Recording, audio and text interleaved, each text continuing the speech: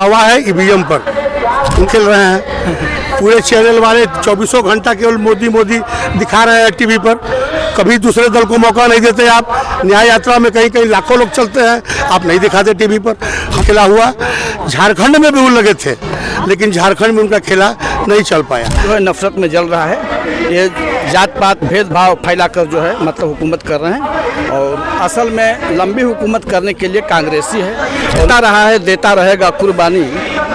मुल्क में ऐसा एक घराना अब भी है। मोदी देश को बेच दिया। मोदी सरकार तो कह रही है दुनिया में डंका बज रहा है। नहीं, गद्दार कोई है ही नहीं है। रहेंगे जनता समाज में इस सारा वोट इन्हीं के दिया जाएगा। मोदी जी का इस यात्रा से बहुत बड़ा परिवर्तन होने वाला है।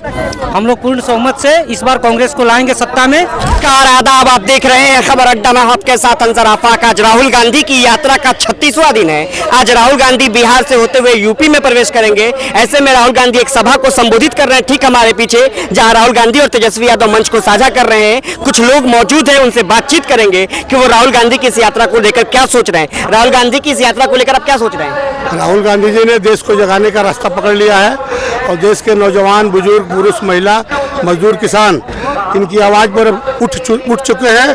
और बिहार में तो इनकी यात्रा से एक आंधी सी चल चुकी है। लेकिन राहुल गांधी ने इस यात्रा का नाम दिया है न्याय यात्रा। क्यों न्याय यात्रा की जरूरत पड़ी? न्याय यात्रा की जरूरत इसलिए पड़ी कि देश को कई बिंदुओं पर न्याय चाहिए। जैसे आर्थिक न्याय चाहिए देश को, सामाजिक न्याय चाहिए देश को, राजनीतिक न्याय चाहिए देश को, महिला के साथ न्याय चाहिए देश को, नौजवान के साथ न्याय चाहिए देश को, किसान और मजदूर के साथ न्याय चाहिए देश को, जो यहाँ नहीं मिल रहा है। जैसे 15 लाख रुपए खाते का वादा था, किसी के पास नहीं गया। 2 करोड़ नौकरियों का हर साल वादा था, सारा का सारा फेल हो गया। किसानों को दुगने आय का वादा था, वो सारा फेल हो गया। आज बैंकों से किसानों को 1 पैसे का ऋण माफी होने की सुविधा नहीं है, जबकि व्यवसायियों का अरबों करोड़ों का लोन माफ किया जा रहा है। लेकिन मोदी सरकार तो ये कह रही है कि वो हर साल किसानों को 6,000 रुपए दे रही है, आम लोगों को 5 किलो अनाज दे रही है। 6,000 रुपए जो मोदी सरकार दे रही है, उसको कांग्रेस ने पिछले चुनाव में घोषणा पत्र में कहा था कि मैं 6,000 रुपया माहवार दूंगा किसानों को, साल में 72,000 दूंगा। 6,000 में वो हर महीने का बीज खरीदेगा, कि खाद खरीदेगा, कि डीजल की व्यवस्था करेगा, कि बिजली का बिल देगा, कि मोटर की व्यवस्था करेगा, कि मजदूरा की मजदूरी देगा। 6,000 में साल में क्या होना है? लेकिन अगर इतने ही हालात खराब होते तो मोदी सरकार तो ये दावा कर रही है अब की बार 400 पार। वो उनका दावा है ईवीएम पर, उनका दावा है आपके अपने खेल पर, जिस खेल से आज अभी आप देखिए पूरे देश के अंदर लोगों ने देखा है, राम सबके हैं। जो भी हिंदू है राम सबके हैं, चाहे वो कम्युनिस्ट का हो, चाहे वो आरजेडी का हो, चाहे वो कांग्रेस का हो, चाहे वो बीजेपी का हो, चाहे वो किसी अन्य दल का हो, राम सबके हैं जो हिंदू है। भगवान सबके हैं। और भगवान के मंदिर को उन्होंने 400 पार करने के लालच में वो मंदिर अभी पूरा भी नहीं बना है, वो मंदिर अधूरा है। और उस अधूरे मंदिर में उन्होंने पूजा जाके किया।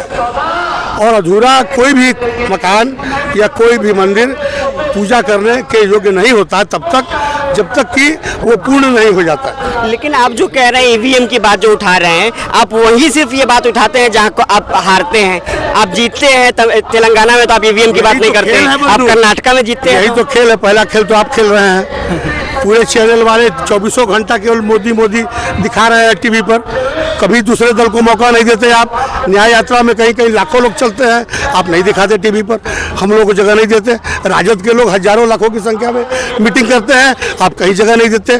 कम्युनिस्ट के लोग, माले के लोग लाखों की संख्या में जुटते हैं, आप उसको टीवी पर जगह नहीं देते। राहुल गांधी की यात्रा का ये इमेज बन रहा है ना कि जहाँ जहाँ राहुल गांधी जाते हैं वहाँ तो या तो नेता छोड़ देते हैं या गठबंधन छोड़ देते हैं। नीतीश कुमार आते ही छोड़। खेला, ये तो खेला हो रहा है।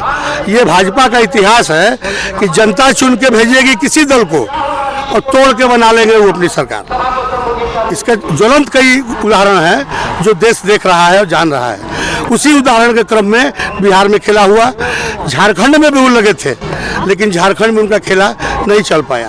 ये देखिए खेल की, अगर दूसरा दल अपने विधायक को एक जगह बैठाकर बातचीत करता है तो वो गलत करता है, और भारतीय जनता पार्टी अपने विधायकों को एक जगह बैठाकर अगर बातचीत करती है तो वो सही करती है। तो न्याय यात्रा से आपको क्या उम्मीद है 24 के चुनाव को लेकर? 24 के चुनाव में खासकर बिहार में महागठबंधन की आंधी चल रही है, और यहाँ 40 लोकसभा सीटों में 40 की सीट महागठबंधन जीतेगा। भारतीय जनता पार्टी का खाता नहीं खुलेगा बिहार में। ये दावा कर रहे हैं कि राहुल गांधी की इस यात्रा से 40 की 40 सीटें महागठबंधन जीत जाएगी, क्या आपको लगता है? बिल्कुल लगता है, क्योंकि सारे लोग बीजेपी की सरकार से उब चुके हैं। महंगाई देखिए, बेरोजगारी देखिए, किसानों के साथ अन्याय हो रहा है उसको देखिए। ये तो लोगों के हितों के लिए निकले हुए हैं कि जैसे भी हो इस देश के लोगों को न्याय मिले। कह रहे हैं कि पूरे देश में राम राज आ गया, किसानों को 6,000 रुपया मिल रहा है और हर घर में हर आदमी को 5-5 केजी अनाज मिल रहा है, तो अब जरूरत किस चीज़ की है? अरे राम राज आज थोड़े आया है, ये तो आप गलत फैला रहे हैं। राम राज तो बहुत पहले से है। राम का अवतरण इस पृथ्वी पर बहुत पहले हुआ। आज तो हम राम के सभी हम अनुयायी हैं, उनके आदर्शों का पर चलने वाले लोग हैं हम लोग।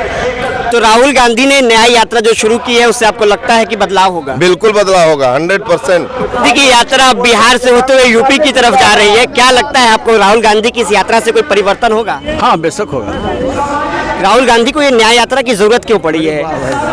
बहुत सारे लोग भटकाने का काम करते हैं, सच्चाई को झूठे में बदलने का काम करते हैं, इसलिए सच्चाई को कभी कभी सच के लिए भी आगे आना पड़ता है, जनता के बीच में आना पड़ता है, नहीं तो उसकी सच्चाई कहीं कहीं दब जाती है। लेकिन भाजपा तो कह रही है पूरे देश में राम राज आ गया, हर किसानों को 6,000 रुपए दे रहे हैं, हर आदमी को 5 किलो अनाज मिल रहा है, तो अब जरूरत किस बात की है? गैस उज्ज्वला योजना में 400 रुपये सिलेंडर मिल रहा है। नहीं, इसके बावजूद भी देश जो है नफरत में जल रहा है। ये जात पात भेदभाव फैलाकर जो है मतलब हुकूमत कर रहे हैं, और असल में लंबी हुकूमत करने के लिए कांग्रेसी है। और मैं कहूँ कि देता रहा है, देता रहेगा कुर्बानी, मुल्क में ऐसा एक घराना अब भी है। देता रहा है, देता रहेगा कुर्बानी, मुल्क में ऐसा एक घराना अब भी है।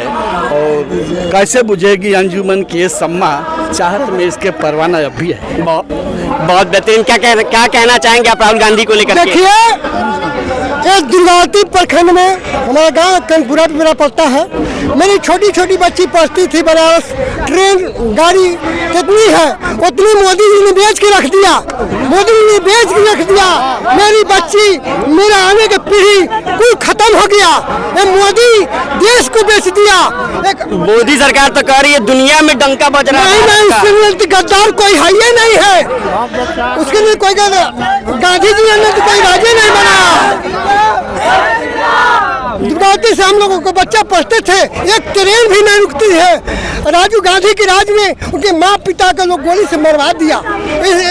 हत्यारा कौन होता है?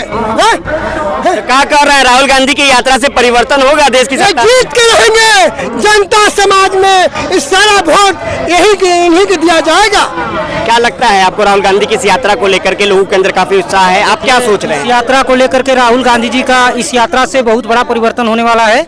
हम लोग पूर्ण बहुमत से इस बार कांग्रेस को लाएंगे सत्ता में, और हम लोग ईवीएम का भी विरोध करने के मूड में हैं। इस समय ईवीएम पे भी हम लोग वोटिंग नहीं करेंगे इस बार। लेकिन आरोप ये लगता है कि जब जब कांग्रेस या विपक्षी पार्टी हारती है तभी ईवीएम का मुद्दा उठाती है। आप कर्नाटक जीते, आप तेलंगाना जीते तो आप ईवीएम ठीक था, लेकिन जैसे हारते हैं ईवीएम पर सवाल उठाना शुरू। नहीं, ऐसा कुछ नहीं है। ईवीएम में देखिए गड़बड़ी है, ईवीएम हैंग किया जा रहा है, ईवीएम में गड़बड़ी है, इस चीज को मैं मानता हूँ, और इसको मैं कोई सॉफ्टवेयर इंजीनियर से दर्शाने का भी प्रेरणा रखता हूँ कि सॉफ्टवेयर इंजीनियर इसको दर्शा सकता है कि ईवीएम सही नहीं है।